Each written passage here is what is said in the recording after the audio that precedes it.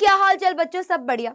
बेटा आज मैं तुम लोगों को एक चीज सिखाने वाली हूँ जिससे तुम्हें हेल्प मिलेगी कि किस तरीके से कम टाइम में ज्यादा सिलेबस को कवर करके अच्छे मार्क्स लाने हैं। और ये स्ट्रैटेजी बेटा 100% वर्क करती है, बट तुम लोगों को गौर से इसे समझना है कि करना कैसे है, क्या तुम्हें पाथ फॉलो करना है, गाइडेंस है ये। और इतनी सारी बातें हैं तुम्हें बताने के लिए कि मेरे को कम टाइम पे वो बातें बतानी है, तो मैं सारी लिख के ला रखी हूँ आप लोगों के लिए, ताकि मैं एक भी पॉइंट तुम लोगों को बताने से पहले भूलू ना। ठीक है, अब देखो तुम्हारे पास सिलेबस इतना है, वही वाली बात है, समंदर इतना है, पानी इतना है, ये इतना है। बेटा वही वाली बात है, इतना सारा सिलेबस है, तुम इतना पढ़ते हो, तुम्हें याद इतना रहता है, तुम लिख के इतना आते हो। बट इस चीज को रिवर्स करना है, तो होएगा क्या, तुम लोगों को करना क्या है, सबसे पहले तुम लोगों को अपना सिलेबस पता होना चाहिए भाई कि पूरा सिलेबस क्या है।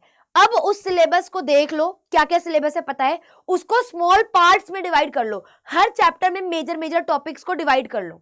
फिर तुम लोग प्रीवियस ईयर क्वेश्चंस और वेटेज में, जो सीबीएसई अपलोड करता है बेटा सिलेबस, उसमें वेटेज लिखी होती है, उस वेटेज को ध्यान में रखो। सबसे जो हायर मार्क्स वाली यूनिट है उनको टारगेट करो सबसे पहले।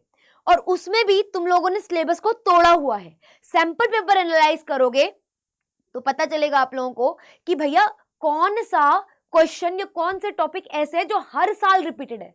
जो टॉपिक हर साल रिपीटेड है बेटा, शुरुआत वहां से करो, उस हाई वेटेज वाले चैप्टर से, उस मोस्ट रिपीटेड वाले टॉपिक से।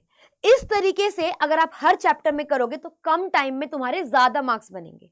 बट करना कैसे है, स्टार्टिंग में अगर तुम्हारे पास 6 महीने में या 3 महीने में भी है, इस स्ट्रैटेजी को करो। सबसे पहले हाई वेटेज वाले चैप्टर पिक करो और उनको डिवाइड कर लो कि मेन टॉपिक्स क्या है, और उसमें से जो प्रीवियस ईयर क्वेश्चन में दिख रहे हैं ना कि भाई ये तो सबसे ज्यादा रिपीट टॉपिक है, घुमा फिरा के क्वेश्चन इससे आ रहे हैं, सबसे पहले उस क्वेश्चन को, उस टॉपिक को पक्का करो, क्वेश्चन नहीं टॉपिक को पक्का करो।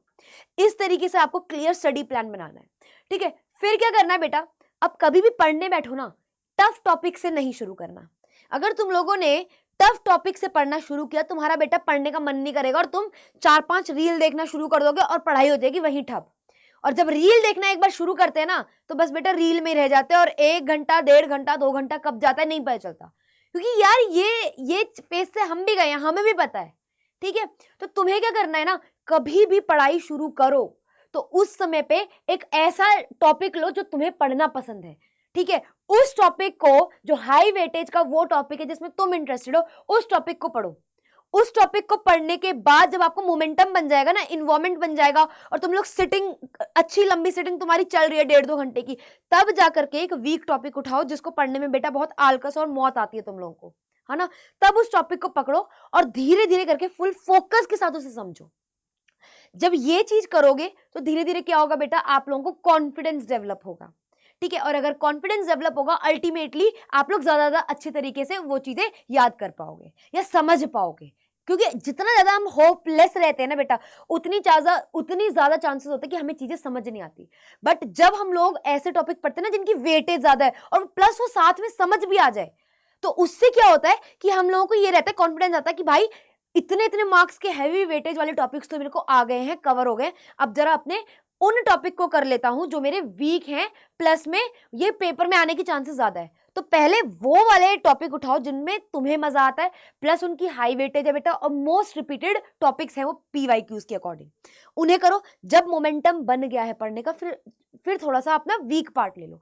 और एक दिन में, ये नहीं कि मैं सारे वीक पार्ट कर लूंगा, नहीं, एक दिन में हाई वेटेज वाले मन पसंदीदा टॉपिक के साथ आप लोगों को करना है अपना कोई छोटा टॉपिक शुरू जो आपको नहीं पसंद, 1 या 2, उससे ज्यादा नहीं। अब ये सब करने के बाद बेटा उनके नोट्स या माइंड मैप्स जो भी आपके टीचर वगैरह टेलीग्राम वगैरह पे अपलोड करते हैं, उनको आप देख सकते हो। ठीक है, क्योंकि यार बने बनाए नोट्स हैं, ठीक है, आप वहां से कर सकते हो। बट अगर मैं आपको कहूं, देखो एक तो है आपके फेवरेट टीचर्स के आपको नोट्स मिल जाते हैं, उनको रेफर कर सकते हो। बट बेटा एक चीज होती है जिसे कहते हैं एक्टिव लर्निंग। एक्टिव लर्निंग बेटा 2 तरीके की है, मेन है, एक होती है फेमन टेक्निक करके होती है, फाइमन टेक्निक करके होती है। इस टेक्निक में क्या होता है कि भाई ये नाम दे दिया, मेरे को भी नहीं पता था पहले इस टेक्निक को ये बोलते हैं। इस टेक्निक में होता क्या है कि आप कुछ समझो अपने एजुकेटर से, आपको समझ आ गया, वीडियो पॉज करो, अपने आप को एक्सप्लेन करो अपनी लैंग्वेज में। जिस दिन तुम अपने आप को अपनी लैंग्वेज में उस कॉन्सेप्ट को इजी तरीके में समझा पा रहे हो बेटा, इसका मतलब तुम्हारे जहन में वो कॉन्सेप्ट क्लियर है। और इतना ही नहीं, वो वीडियो के खत्म होने के बाद जब फ्री हो ना, अपने आप को वो टॉपिक समझाना शुरू कर दो। मैं ऐसे ही बायो पढ़ती थी अपने टाइम पे, मैं ऐसे ही केमिस्ट्री पढ़ती थी, मैं ऐसे ही फिजिक्स पढ़ती थी। एक तो है ये फाइनमैन टेक्निक कि जो पढ़ा है उसको अपनी भाषा में अपने आप को समझाओ, this is the best thing. उसके अलावा जब इस चीज में परफेक्शन हो जाओ तो अपने किसी दोस्त की हेल्प कर दो कि भाई तेरे को समझ नहीं आ रहा, मैं समझा देता हूँ। उससे तुम्हारी जो कॉन्सेप्ट की क्लैरिटी है वो बढ़ती है। और उसके अलावा होता है बेटा रिटन प्रैक्टिस करना। जब हम चीजों को हमें समझ आ जाती है ना एक टाइम पे, उसके जब आप लिखते हो वो चीजें पक्की बेटा बिल्कुल पक्की हो जाती है, बिल्कुल अच्छे से याद हो जाती है वो चीजें। ट्रायल एंड टेस्टेड मेथड है ये, मैंने खुद किया है बहुत बार। बिना लिखे चीजें बेटा बहुत रेयरली ऐसा होता है ना, बहुत बच्चों में कोई एक आध बच्चा होता है, वो बच्चों बहुत कम होते हैं बेटा। आपको आपकी एबिलिटी पता है, अकॉर्डिंगली आपको टेक्निक लगानी है। मेरे हिसाब से सबसे बेस्ट टेक्निक होती है बेटा, जो चीज समझ आ गई आप अपने आप को वीडियो पॉज करके उस लैंग्वेज में समझाइए। अगर वो चीज क्लियर है अपने किसी दोस्त को वो समझा के देखो। उसके बाद क्या करो, नोट्स बनाओ, अपने शॉर्ट नोट्स बनाओ, ठीक है, और माइंड मैप्स बनाओ बिल्कुल शॉर्ट शॉर्ट, जो कि 5-10 मिनट में आप उस कॉन्सेप्ट को डेली रिवाइज कर सको।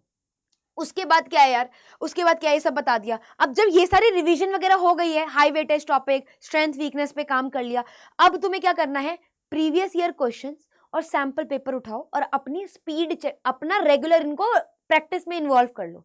क्योंकि इससे क्या होता है, स्टार्टिंग में तुम्हारी प्रैक्टिस कम होगी उन क्वेश्चंस को सॉल्व करने की, धीरे धीरे करके विद टाइम एक तो तुम्हें पता चल जाएगा कौन से कॉन्सेप्ट इंपॉर्टेंट है, कहां तुम अभी भी रुक रहे हो और कहां पे तुम्हें किस टाइप से क्वेश्चन करना है। एक तो तुम्हें वो पता चल जाएगा। धीरे धीरे विद टाइम तुम लोग ऑब्जर्व करोगे कि तुम्हारी जो क्वेश्चन सॉल्व करने की एबिलिटी है, क्या लिखना है उस आंसर के अंदर या क्या आंसर टिक होगा, वो जो एबिलिटी है ना सॉल्व करने की, टाइम मैनेजमेंट और एबिलिटी टू सॉल्व क्वेश्चन, वो बढ़ जाएगी विद टाइम, तुम लोग ये ऑब्जर्व करोगे। उसके अलावा क्या करना है आप लोगों को बेटा, अब ये क्या है मैम, रिपीटेड रिवीजन। बेटा बच्चे क्या करते हैं, उन्हें समझ आ जाता है, नोट्स बन गए, क्वेश्चन प्रैक्टिस हो गई जयराम जी की। बेटा ये नहीं करना, हर 10 दिन में या एक हफ्ते बाद अपने आप को वही टॉपिक रिवाइज करो, अपने आप को वो टॉपिक रिवाइज करो, रिपीटेड रिवीजन, कि मैंने एक हफ्ते में इस सब्जेक्ट में क्या किया। और भगवान के लिए ये मल्टीटास्किंग वाला जो सो कॉल्ड फैशन चला है, इसे रोको। एक टाइम पे अगर तुम एक दिन में 2 सब्जेक्ट पे फोकस कर रहे हो, फुल फोकस उस पर रखो, ऑल्टरनेट डेज सिलेक्ट करो, और फिर एक हफ्ते के बाद या 10 दिन के बाद एक टारगेट बना लो कि मैं इस सिलेबस को रिवाइज करूंगा। इस तरीके से तुम लोग कम टाइम में ज्यादा सिलेबस कवर करोगे, प्लस वो चीजें याद रहेंगी। ठीक है, फिर क्या कर सकते हो बेटा, अपने आप को ऑर्गेनाइज रखो। ऑर्गेनाइज मतलब क्या मैम, सूट पैंट पहन के बैठ जाए, नहीं।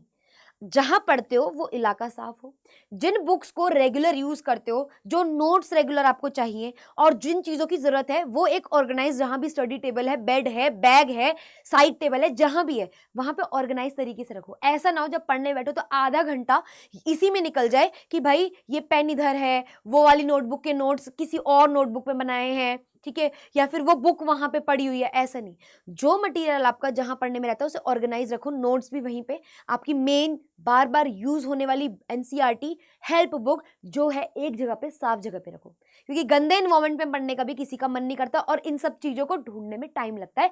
ये तुम्हारा आधा एक घंटा कब वेस्ट कर देती है, यू नेवर नो। और पढ़ने का मोमेंटम कम डाउन हो जाएगा, नहीं पता, फिर तो होल या सिलेबस कंप्लीट नहीं होगा ना। तो अगर कम टाइम पे ज्यादा सिलेबस कवर करना है बेटा, आप लोगों को ये करना पड़ेगा। लास्ट, ये सब करते करते बेटा अपनी हेल्थ मत भूल जाना, तुम्हारी हेल्थ से ऊपर कुछ भी नहीं है।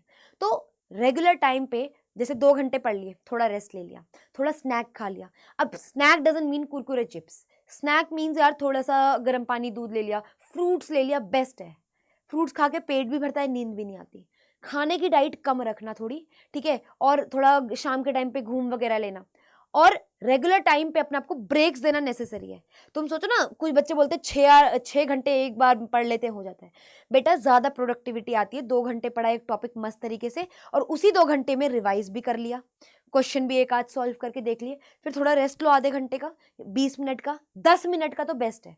खा भी लिया और एक आध कुछ देखनी है, रील स्क्रॉल वो कर ली, बट उस 10 मिनट के बाद 1 मिनट मत बढ़ाना। जहां 1 मिनट बढ़ाया वहां 5 से 10 कब होगा आपको नहीं पता चलेगा, और वो कब 1 घंटे में कन्वर्ट होगा वो भी नहीं पता चलेगा। तो ये चीजें आप लोगों को करनी है ताकि आप लोग कम समय में ज्यादा सिलेबस कर सको। एक सार में अगर मैं बोल दूं बेटा, एक सार में अगर मैं बोल दूं, वो यही बात है, स्मार्ट स्टडी करो, हार्ड स्टडी नहीं बेटा। Don't aim for perfection. कुछ बच्चों के अंदर ही कीड़ा होता है, मेरे को डिफाइन ऐसी ही लैंग्वेज में याद होनी चाहिए। अरे नहीं करनी भाई, क्यों करनी है? कॉन्सेप्ट क्लियर करो, अपनी लैंग्वेज में यूज करो और की टर्म्स क्लियर होनी चाहिए। अब अपनी लैंग्वेज में लिख रहे हो, ये थोड़ा ना टूटी फूटी लैंग्वेज लिख लो, नहीं बेटा, उसकी की टर्म्स और वो लैंग्वेज जो आप लिख रहे हो वो थोड़ी डिसेंट होनी चाहिए, ठीक है। तो हर टॉपिक के बाद जो हर टॉपिक के जो की टर्म्स वगैरह होती है, की पॉइंट्स होते हैं, वो देखो क्या आपको वो क्लियर है। अगर ये सारी चीजें आप करते हो, आप लोग ना सिर्फ कम समय में मोर सिलेबस कवर करोगे, बल्कि आप लोग अच्छे मार्क्स स्कोर भी करोगे। लेकिन यार ये चीजें करनी जरूरी हैं, ये बच्चे करते हैं लेकिन बताते नहीं है। उन्हें तो ये बोलना है भाई तुम लोगों को कि भाई हम तो 2 घंटे पढ़ते हैं, हमारा हो जाता, तू कितना पढ़ता है या पढ़ती है। तो ये चीजों के झांसे में मत आना, जो बच्चा ऐसा बोल रहा है बेटा झूठ बोल रहा है, ठीक है। और बाकी आपको अगर टेलीग्राम वगैरह पे मेरे से ज्वाइन करना है, मेरे नोट्स वगैरह चाहिए, या मेरे लाइव सेशंस का पता करना है, या कोई भी इंटरेक्शन करनी है ना यार, किसी भी लेवल पे, तुम्हारे घर पे कोई प्रॉब्लम है, तुम्हें एकेडमिक्स में कोई दिक्कत आ रही है जिसकी वजह से आप लोगों को पढ़ने में मन नहीं लगता, दिल नहीं लगता, मैं तुम्हें गाइड करने के लिए फुल ऑल इन हूं बेटा।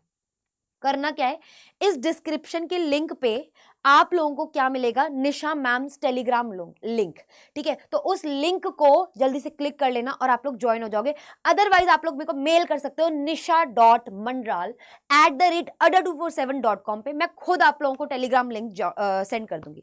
So all the very best, भटकना नहीं है बेटा, राह बिल्कुल आप लोगों की क्लियर होना चाहिए, फुल फोकस रोके। ऑल द वेरी बेस्ट बेटा। बाकी मेरे को कमेंट करके बताओ कोई टॉपिक पे आप चाहते हो मैं गाइड करूं, I will definitely help you out, ठीक है। All the very best, bye bye.